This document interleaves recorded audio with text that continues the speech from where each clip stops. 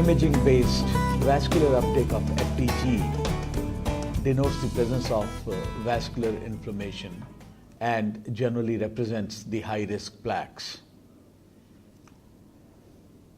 In diabetes, the FDG uptake is somewhat greater and may explain the heightened risk.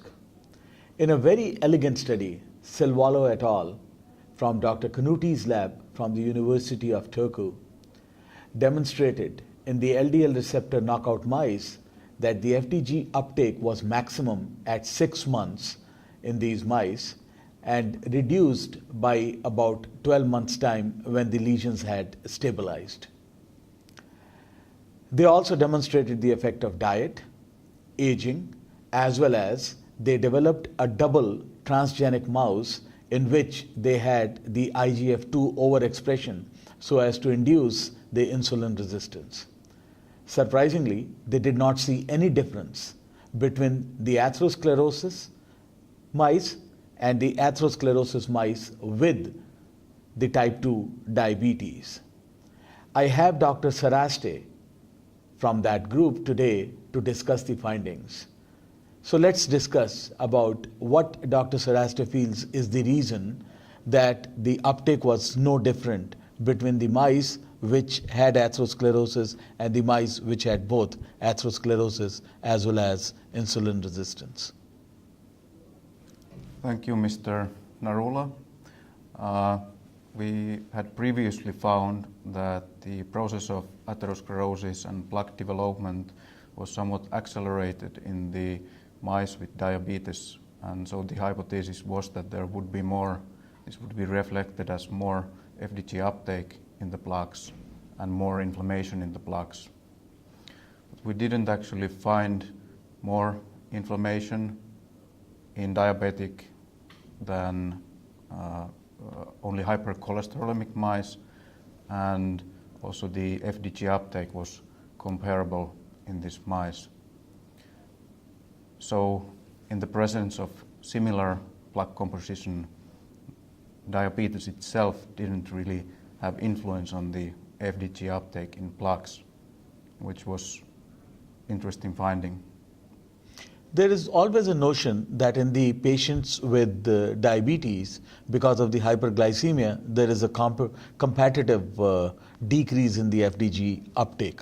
So that could be one of the reasons that the uptake was less. But I believe that the animals with or without diabetes, in your case, they were fasted for the equal time and there was no difference in their glucose levels. So the competition probably does not explain the lack of difference between the two models. Is that right? Yeah, the metabolic conditions were normalized between the groups, and this shouldn't be a problem. And glucose levels were actually similar at that time, at the time of imaging or FDG injection. In this particular model that you have, where there is a double transgenic model, where you have the insulin resistance, as we know that the macrophages have the insulin receptor, but they do not have the GLUT4 transporter. Do you think that there may be some difference because of that, that you are not able to see the difference in uptake?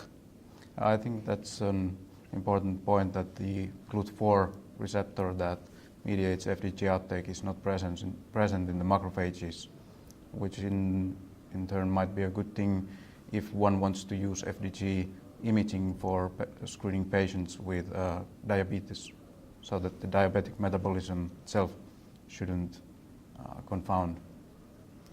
One thing that I also noticed was that the number of female mice which were in the diabetic group was much higher as compared to the group of atherosclerosis where there was no diabetes. And as we do know that can lead to some of the important differences, what do you think would be the effect of the gender difference in your study? Yeah, that's a good point. And in the beginning we didn't see very big differences in plaque composition between female and male mice, and we pulled them together. But that's something interesting that we would like to look in the future to compare male and female mice. As any good study which leaves behind more questions than it answers, what do you think would be the future of your studies? Where would you like to go? And what exactly would be the role of the FDG imaging in atherosclerosis as well as in atherosclerosis with diabetes? I think that the FDG PET imaging is very promising, and we have several questions to look for in the future.